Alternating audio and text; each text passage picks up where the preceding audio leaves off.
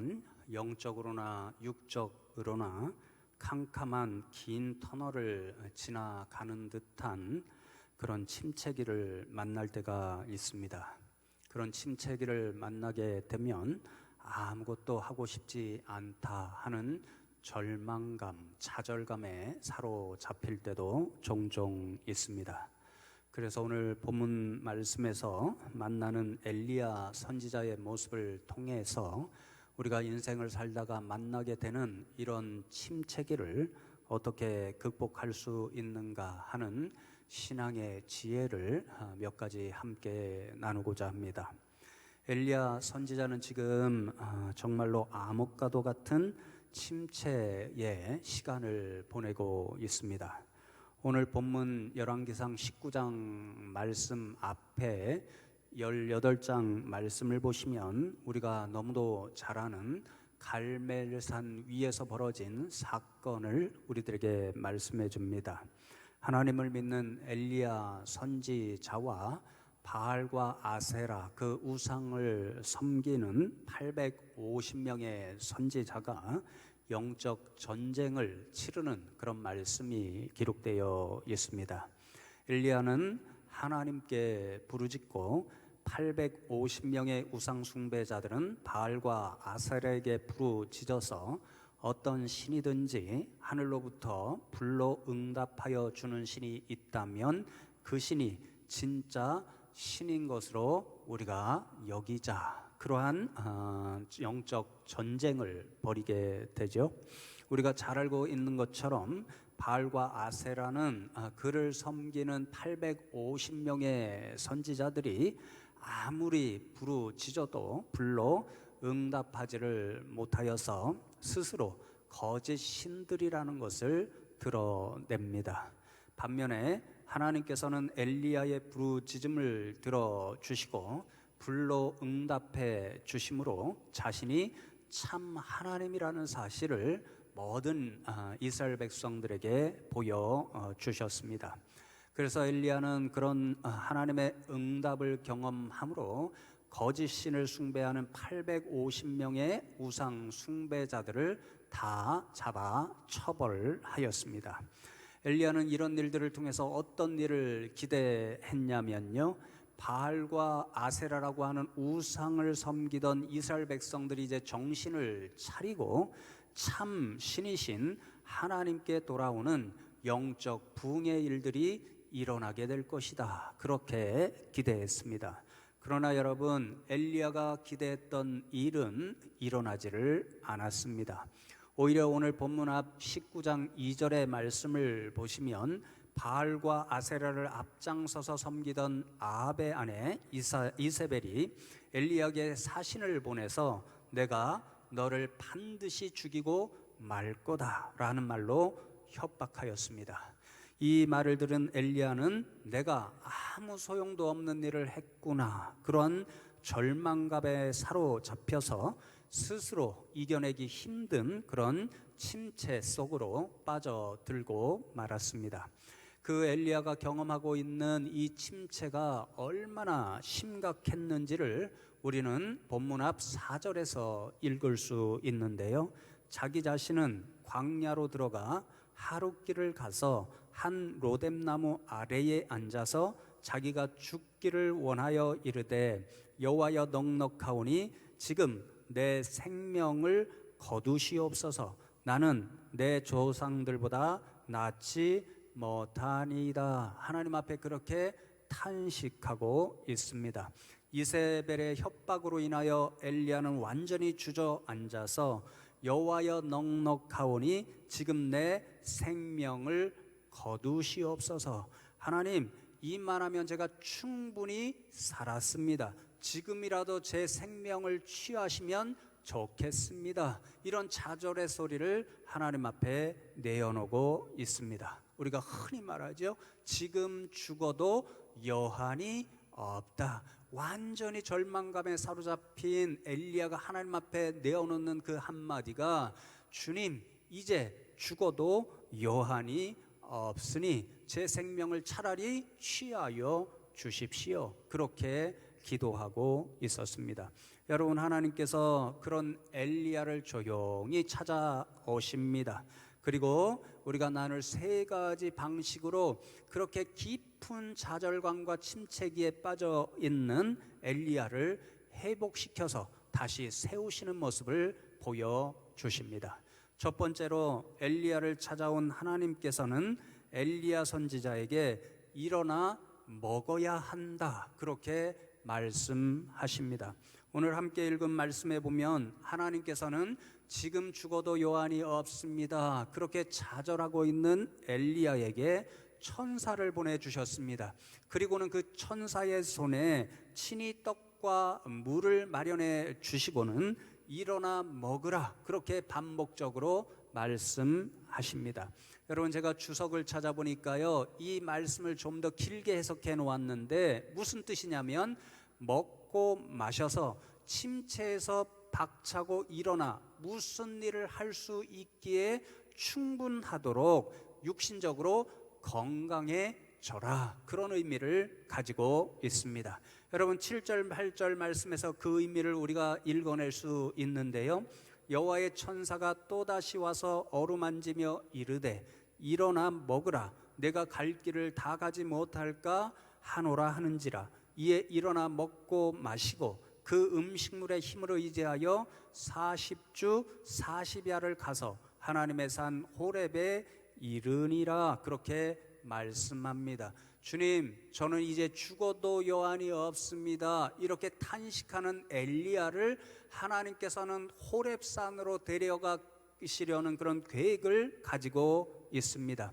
여러분, 조금 후에 우리가 나누겠지만 그 호렙산에서 하나님은 엘리야를 다시 한번 회복시켜 주시고 자신의 선지자로 우뚝 세워 주시려는 그런 계획을 가지고 있기 때문에 그곳으로 인도해 가시고자 합니다.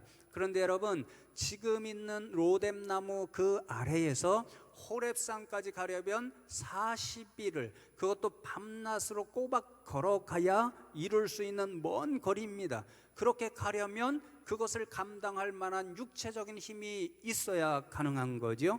그렇지 않으면 하나님 말씀하시는 대로 내 갈 길을 다 가지 못할까 하노라, 힘이 없어서 호렙산까지 갈 수 없을까 내가 염려된다, 이런 말씀이죠. 여러분, 그러니 40일 동안 밤낮으로 걸으려는 그 힘이, 그 육체적인 힘이 어디로부터 나올 수 있습니까? 먹고 마시는 일을 통해서 그 힘을 얻을 수 있습니다. 그래서 여러분, 하나님께서 세밀한 음성으로 엘리야에게 하시는 말씀이 내가 내게 주는 떡과 물을 일어나 먹고 마시라, 그렇게 말씀하는 거죠. 그래야 힘을 얻고 하나님의 산 호렙산까지 40일을 걸려 걸어갈 수 있으니 일어나 먹고 마시고 그 일을 감당할 수 있도록 육체적인 힘과 건강을 회복하라, 그렇게 말씀하셨습니다. 여러분, 이어지는 말씀에 보면 하나님의 말씀대로 엘리야는 일어나서 먹고 마셨습니다. 그래서 그 음식물의 힘을 의지하여서 하나님께서 주신 음식물을 먹고 육신의 힘을 얻고 건강을 회복하여서 하나님께서 인도하시는 호렙산까지 갈 수가 있었습니다. 성도 여러분, 저는 엘리야에게 친히 먹을 것과 마실 것을 주시면서 일어나 먹고 마셔라, 그래서 기운을 차려라 하는 하나님의 말씀을 듣고 얼마나 감동을 받았는지 모릅니다. 왜냐하면요, 하나님께서는 정말 인간의 연약함을 너무도 잘 알고 배려하시는 분이시구나 하는 사실을 깨달을 수가 있었기 때문에 그렇습니다. 여러분, 우리가 어떤 어려움에 빠져서 좌절감에 사로잡혀서 그런 침체기에 놓일 때에 우리 연약한 인생을 찾아오는 특징이 있습니다. 그것은 바로 무기력증입니다. 아무것도 하고 싶은 생각이 들지를 않습니다. 심지어는 정말 먹고 싶지도 않고 무엇을 마시고 싶지도 않는 그런 상황에 빠지게 됩니다. 그러면 어떻게 되지요? 먹고 마시지 않으면요, 힘이 하나도 없습니다. 기운이 하나도 없습니다. 그냥 누워서요, 드는 생각이 엘리야처럼 죽어도 좋다, 나 하나 죽는다고 세상에 어떻게 되냐, 이런 좌절감, 패배감에 사로잡혀 있게 되는 것이 우리의 모습입니다. 하나님은요, 그런 우리 인생의 모습을 너무도 잘 아시고는요, 가장 먼저 하시는 말씀이 먹고 마셔야 한다. 그래서 육신의 힘을 회복해야 된다. 그래야 침체기에서 박차고 일어나 무엇인가를 해낼 수 있다. 그렇게 말씀하십니다. 사랑하는 성도 여러분, 그렇습니다. 우리는 연약한 육체를 가진 사람들입니다. 그래서 무엇보다도 침체기에서 벗어나려면 육신의 힘을 회복해야 됩니다. 어디로부터 그 힘을 1차적으로 얻을 수 있습니까? 먹고 마시는 음식에서 얻을 수 있습니다. 그래서 우리는 먹어야 되고 마셔야 합니다. 먹고 싶지 않아도 힘을 내서 먹어야 하고, 마시고 싶지 않아도 때로는 억지로라도 마셔야 우리는 힘을 얻을 수가 있는 거지요. 하나님께서 말씀하시는 대로 일어나서 먹고 마시라고 하셨으니 나도 힘을 내어서 먹고 마시자, 그런 마음으로 살아갈 수 있는 저와 여러분 되면 좋겠습니다. 특히 어르신들, 또 특히 낮에 혼자 집에 계시는 분들, 또 우리 청년들 중에 혼자 또 이런 방이나 이런 데를 얻어서 쓰시는 분들, 잘 먹고 싶지 않잖아요. 혼자라고 귀찮아서 자주 거르게 되잖아요. 그러나 오늘 말씀 기억하면서 정말 혼자라도, 혼밥이라도 잘 잡수시는 저와 여러분 되면 좋겠습니다. 그래서 육신의 힘을 내시고, 그래서 그 주저앉은 자리에서 다시 한번 일어날 수 있는 용기를 내실 수 있는 저와 여러분 되기를 간절히 기도합니다. 여러분, 두 번째로 하나님께서는 엘리야 선지자에게요, 시선을 바꾸라, 그렇게 말씀하셨습니다.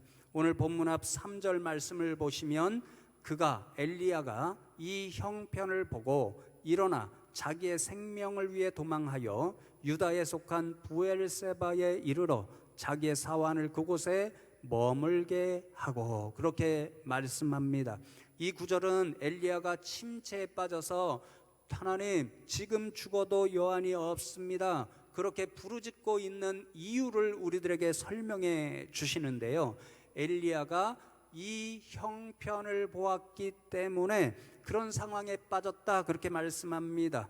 갈멜산에서 엘리야가 바알과 아세라의 제사장 850명을 죽였다는 그 소식을 듣고 나방의 부인 이세벨이 엘리야를 반드시 죽이겠다, 그렇게 사자를 보내 위협했다 말씀드렸잖아요.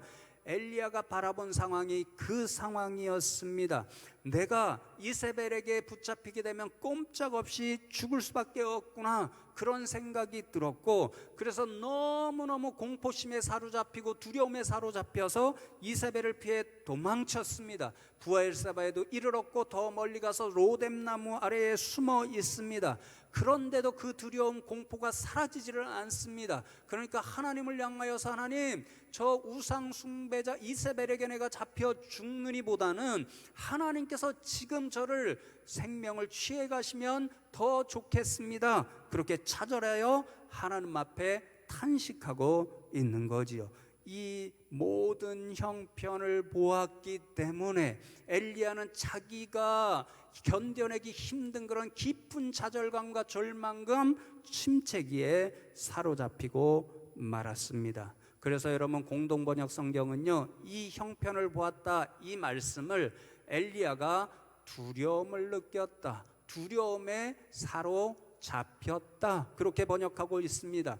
엘리야가 침체에 빠질 수밖에 없었던 이유는요, 지금 자신의 상황, 그러니까 이세벨이 자신을 찾고 있는 그 상황에 빠져서 두려움에 사로잡혔기 때문에 그러한 침체에 빠졌다, 그런 말씀인 거지요. 그런데 여러분, 9절 말씀을 보시면 하나님이 그 엘리야에게 이렇게 말씀하십니다.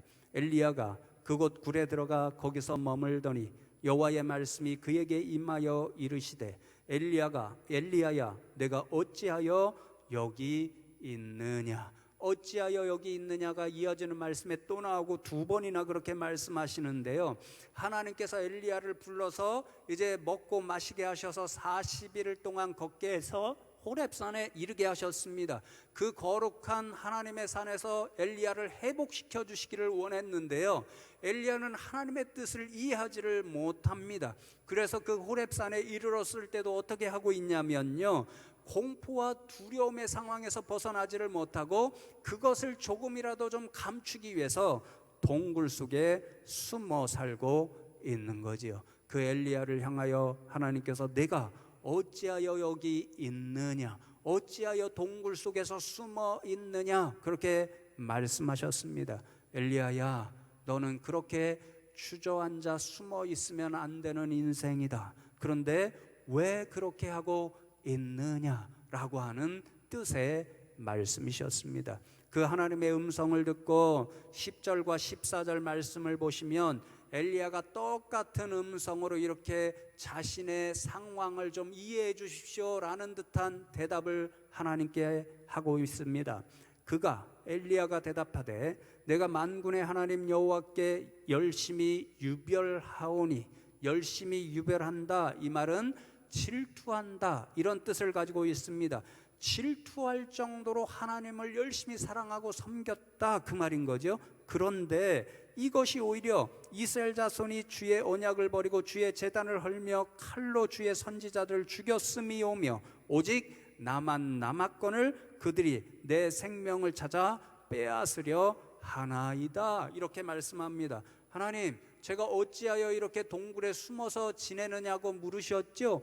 왜인지 아시지 않습니까? 제가 하나님을 향한 열심이 특별했습니다. 그래서 바알과 아세라 우상을 섬기는 사람들을 다 잡아 죽였는데 오히려 저만 이제 홀로 남겨져서 그 사람들이 내 생명을 찾고 있는 이 두려운 상황에 빠지고 말았습니다. 그러니 어쩔 수 없습니다. 이렇게 하나님 앞에 이해해 주십시오, 그러한 탄식을 내어 놓았습니다. 그러나 여러분, 하나님께서는 그 대답을 들으시고 그래 엘리야야, 내가 충분히 이해한다, 이렇게 말씀하시지 않습니다. 오히려 하나님은 그 엘리야를 향하여 단호하게 내가 숨어있는 그 동굴에서 나와라, 너를 계속해서 두렵게 만들고 죽고 싶게 만드는 그 어두움, 그 두려움의 자리에서 박차고 일어나 나오라, 그렇게 말씀합니다. 그리고는 뭐라고 말씀하시냐면요, 11절 말씀 전반절의 말씀을 보시면 여호와께서 이르시되 너는 나가서 여호와 앞에서 산에 서라, 그렇게 말씀하십니다. 여호와 앞에서 산에 서라, 그 말씀, 산은 호렙산이겠지요. 이 산은 성경에서 우리가 잘 아는 것처럼 신의 산이라고도 불렸습니다. 이 산은 이스라엘 백성들에게 하나님의 산으로 여겨졌습니다. 하나님께서 그 호렙산 신의 산에 임재하여 계시고, 그리고 그 앞에서 이스라엘 백성들과 함께 만나주시는 거룩한 산이 바로 이 산이었습니다. 그래서 여러분, 모세가 하나님의 부르심을 받고 올라가서 십계명이 적힌 두 돌판을 받은 것도 바로 이 신의 산 호렙산이었습니다. 그러니까 여호와 앞에서 산에 서라, 이 말씀은요, 내가 임재하여 있는 호렙산을 바라보고 서라, 그래서 나와 대면하라, 나를 바라보라, 그 말씀이었습니다. 그렇게 되면 어떤 변화가 일어나고 있나요? 지금 엘리야가 바라보고 있는 시선이 바뀌어질 수밖에 없습니다. 여러분, 엘리야는 지금 자신 앞에 벌어지고 있는 형편을 바라보았을 때 절망하고 좌절하고 말았습니다. 엘리야를 잡아 죽이고자 하는 이세벨을, 그 모습을 보았을 때 그는 두려움과 공포에 사로잡혔고, 그래서 하나님 앞에 차라리 지금 죽고 싶습니다, 그렇게 탄식하는 자리에 가게 되었습니다. 그런데 하나님은 말씀하십니다. 그 상황을 바라보지 말고 내 앞에 서라. 너를 절망하게 하는 그 자리에서 박차고 일어나서 내가 임재하는 이 자리 가운데 서고 나를 바라보아라, 그렇게 말씀하십니다. 사랑하는 성도 여러분, 우리가 침체로부터 벗어나려면 어떻게 해야 되는가? 우리를 침체에 빠뜨리는 그 상황을 먼저 바라보지 않고 시선을 바꾸어는 그런 신앙의 지혜가 필요합니다. 저는 목회자로서 유사한 경험을 늘 하고 사는 사람 가운데 한 사람입니다. 뭔가 목회적으로 잘 안 되는 일이 있으면요, 그 일의 모든 정신이 사로잡힐 때가 많이 있습니다. 그런데 여러분, 그렇게 사로잡히면 잡힐수록 제 마음에 어떤 생각이 드냐면요, 왜 안 되는 걸까? 왜 나는 능력이 없는 걸까? 왜 이렇게 내가 할 수 있는 일이 아무것도 없는 걸까? 더 절망과 좌절에 사로잡히는 제 모습을 보게 됩니다. 그래서 여러분, 우리가 침체에서 벗어나려면 무엇을 해야 되느냐면요, 우리를 점점 더 절망에 빠뜨리고 좌절감에 빠뜨리고 패배의식에 빠뜨리는 그것으로부터 시선을 바라보는 일에서 바꾸어서 시선을 바꾸는 일이 필요하다는 말씀인 거죠. 무엇을 바라보라고 말씀하십니까? 그 절망의 상황으로부터 우리를 도와주시는, 우리의 도움의 손길을 베풀어 주시는 하나님을 바라보라, 그렇게 말씀하십니다. 눈을 들어 산을 보아라. 나의 도움 어디서 오나. 천지 지으신 나를 만드신 여호와께로다. 사랑하는 성도 여러분, 그렇습니다. 우리 TIC 교사들도 찬양을 잘 해주었지요. 주님은 산 같아서 언제나 그 자리에 계셔. 우리가 그곳을 바라보면 하나님은 거기 계신다, 그렇게 말씀하십니다. 그 하나님을 바라볼 때 그 하나님께서 우리로 하여금 다시 회복하고 일어날 수 있는 힘과 용기를 주실 줄로 믿습니다. 여러분, 마지막 세 번째로 하나님께서는 엘리야에게 나의 음성, 나의 말씀을 들어야 된다, 그렇게 말씀해 주셨습니다. 12절 말씀을 보시면, 또 지진 후에 불이 있으나 불 가운데도 여호와께서 계시지 아니하더니 불 후에 세미한 소리가 있는지라, 그렇게 말씀합니다.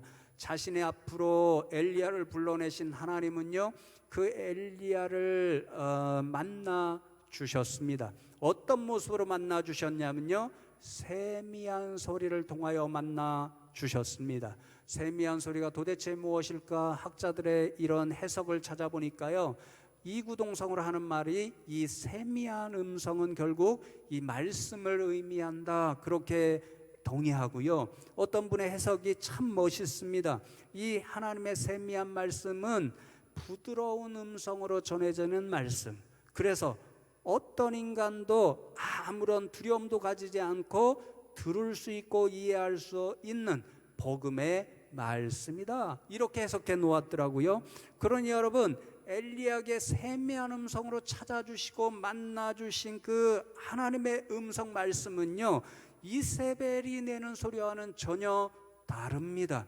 무수부리의 권력을 가지고 이세벨의 그 소리는요, 엘리야를 공포에 사로잡게 만들고 영적으로나 육적으로 침체기에 빠지게 만들었습니다. 그래서 여러분, 그 소리를 듣고 엘리야는요, 지금 죽어도 좋다, 그런 생각, 그런 절망감에 사로잡히고 말았습니다.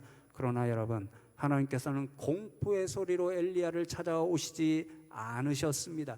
아주 세미하고 부드러운 음성으로 다가오셔서 두려움에 떨고 있는 엘리야도 그 말씀을 들으면 위로를 받고 이해할 수 있는 그런 힘을 얻을 수 있는 그런 말씀으로 다가오셨습니다. 사랑하는 성도 여러분, 그렇습니다. 우리가 경험하는 침체의 일로부터 벗어나려면요, 우리를 침체에 빠지게 하는 그런 인간의 소리에 귀 기울이면 안 됩니다. 그 인간의 소리가 아무리 현학적이고 아무리 아름다운 소리로 꾸며 다가올지라도요, 우리가 인간의 소리에 귀 기울이게 되면 결국 엘리야처럼 좌절에 빠지게 될 수밖에 없습니다. 우리가 침체기에서 벗어나려면 우리에게 힘과 용기를 주고 우리에게 정말 부드럽게 말씀하시는 그 하나님의 생명의 말씀, 꿀송이처럼 다른 그 하나님의 말씀을 들을 때에 그 하나님의 말씀으로부터 우리가 다시 한번 용수숨치는 힘을 얻을 줄로 믿습니다. 여러분, 세미한 음성으로 하나님께서는 엘리야에게 무슨 말씀을 주고 계실까요? 15절에서 18가지 말씀, 18절까지의 말씀을 보시면 하나님께서는 엘리야 선지자에게 앞으로 자신이 이루어 가실 역사를 말씀해 주십니다. 이중의 역사를 계획하고 계시다 그렇게 말씀하시는데요. 앞으로 아람 왕이 될 하사엘을 통하여, 그리고 앞으로 이스라엘 왕이 될 예후를 통하여, 그리고 마지막으로 엘리야를 이어서 하나님의 선지자가 될 엘리사를 통해서 지금 엘리야를 죽음의 공포에 사로잡히게 만든 그 우상의 세력, 어둠의 세력, 공포의 세력에게 다 심판을 내리시겠다, 우선적으로 그렇게 말씀하십니다. 그리고 그 심판이 끝나게 되면 엘리야가 그렇게 하나님 앞에 탄식했죠. 하나님, 저밖에 남지 않았습니다. 아무도 하나님을 믿는 사람이 없습니다. 그렇게 탄식했는데요, 그 엘리야에게 하나님께서 뭐라고 말씀하시냐면, 아니다, 이스라엘 백성 가운데 7,000명의 나의 사람을 남겨둘 것이다. 그들은 결코 바알 그리고 다른 우상들에게 무릎 꿇지 않을 것이고 나만 섬기는 진짜 믿음의 사람들이 될 것이다. 내가 그들과 함께 새로운 나의 역사를 이루어 갈 것이다. 이것이 나의 계획이다. 그렇게 말씀하셨습니다. 그런데 성도 여러분, 정말 놀라운 말씀은 무엇이냐면요, 하나님께서 이 미래의 역사를 누구로부터 시작하게 만들기를 원하시냐면요, 지금 침체에 빠져 있어서 절망하고 좌절하고 있는 엘리야로부터 시작하기를 원하신다. 그렇게 말씀합니다. 그래서 엘리야에게 세미한 음성을 통하여 사명을 주십니다.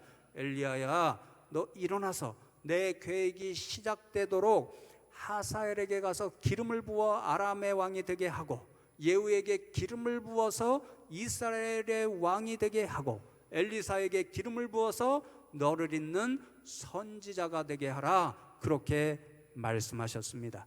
사랑하는 성도 여러분, 엘리야가 이 하나님의 말씀을 듣고 어떻게 했나요?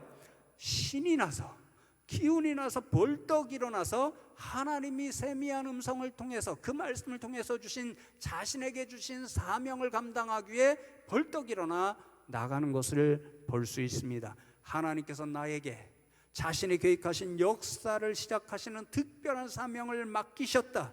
그 마음이 생기니까 다시 기운이 나고 용기가 나고 그 자리를 벅차고 일어나서 그 사명을 감당하러 갈 수가 있었습니다. 사랑하는 성도 여러분, 그리고 오늘 일꾼으로 선출되는 성도 여러분, 이 사실을 분명히 기억하시면 좋겠습니다. 엘리야뿐만이 아니라 하나님께서는 오늘도 이 시대를 위하여 자신의 계획을 이루어 가시고자 할 때 저와 여러분과 더불어 하나님의 역사를 시작하기를 원하신다는 것, 저와 여러분 한 사람 한 사람이 엘리야처럼 하나님의 계획하심을 이루어가는 그 시작이 되기를 원하신다는 사실, 그리하여 저와 여러분에게는 여전히 하나님 앞에서 감당해야 할 사명이 있다는 사실, 그것을 우리가 분명히 기억하면 좋겠습니다. 어떤 분이 말하지요, 사명이 있는 한은 그 사람은 죽지 않는다. 이 말씀을 기억하시고 하나님이 저와 여러분과 더불어 하나님의 놀라운 계획을 이루시고자 하는 그 꿈을 이루어 드리는 저와 여러분 되기를 원하고, 그 꿈을 이루어 드리기 위해서 힘들지만 다시 한번 주저앉고 또 우리를 절망에 사로잡히고 오게 만드는 그런 모든 상황을 박차고 일어날 수 있는 저와 여러분 다 되시기를 주님의 이름으로 축복합니다. 오늘 말씀 기억하면서 잠시 이 하나님의 말씀에 힘과 용기를 얻어 하나님 앞에 기도하면 좋겠습니다. 하나님, 그렇습니다. 우리는 연약하여서 때때로 이 세상을 살아가다 보면 우리가 감당하기 어려운 이런저런 모양의 힘겨운 시기를 지날 때가 있습니다. 하나님, 그럴 때마다 오늘 말씀을 기억하게 하여 주시옵고, 정말 엘리야처럼 하나님의 말씀대로 다시 한번 그 상황 가운데서 일어나 용기를 낼 수 있는 저희 모두가 되게 하여 주시옵소서. 하나님 아버지, 또한 오늘 2차 이제 항전직 일꾼을 선출하게 되는데 오늘 가운데도 하나님께서 함께 하심으로 하나님 마음에 합당하고 정말 엘리야처럼 하나님께서 사명을 이루기를 원하시는 그런 일꾼이 선출되게 하여 주시옵소서. 하나님 앞에 잠시 이 마음을 품고 기도하겠습니다. 하나님 감사합니다. 오늘도 저희들을 불러주시고 말씀을 통하여 우리의 연약함을 다시 한번 돌아보게 하시고, 그러나 그 연약함 때문에 주저앉아 있지 않고 하나님께서 힘주시고 용기 주심을 저희들이 기억하게 하시니 감사함을 드립니다. 사랑하는 우리 성도님들, 정말 인생에서 이런저런 힘겨움을 만나서 때로는 주저앉아 있게 되고 때로는 절망하고 낙심할 때마다 오늘 말씀을 기억하게 하시고 정말 엘리야처럼 다시 한번 그 주저앉은 자리에서 박차고 일어날 수 있는 그런 믿음의 백성들이 되게 하여 주시옵소서. 하나님, 우리가 오늘도 2차로 안수 집사님들과 또 권사님들을 선출하게 됩니다. 그 가운데도 하나님께서 친히 주장하여 주셔서 엘리야처럼 하나님께서 맡겨주신 사명을 다시 한번 힘을 내서 온전히 감당할 수 있는 그런 일꾼들만을 선출하게 하여 주시옵소서. 주여 도와 주시옵소서. 하나님 감사합니다. 오늘도 세상에서 이런저런 모양으로 힘들어 하시는 성도님들을 불러주시고 그런 힘겨움에서 일어날 수 있는 그러한 지혜를 허락하심에 감사함을 드립니다. 우리 성도님들이 이 하나님의 말씀을 통하여 얻은 이 지혜를 가지고 세상 한가운데 살아갈 때 이런저런 모양으로 다가오는 모든 힘겨움과 또한 어려움들을 능히 감당할 수 있는 주의 백성들 되게 하여 주시옵소서. 하나님, 또한 우리가 오늘 하나님의 계획대로 2차로 안수 집사님들과 권사님들을 선출합니다. 하나님께서 친히 주장하여 주셔서 하나님의 마음에 합당한 사람들, 엘리야처럼 하나님이 주신 사명을 감당할 수 있는 그런 믿음의 사람들이 선출되게 하여 주시옵소서. 감사하고 예수 그리스도의 이름으로 기도하옵나이다. 아멘.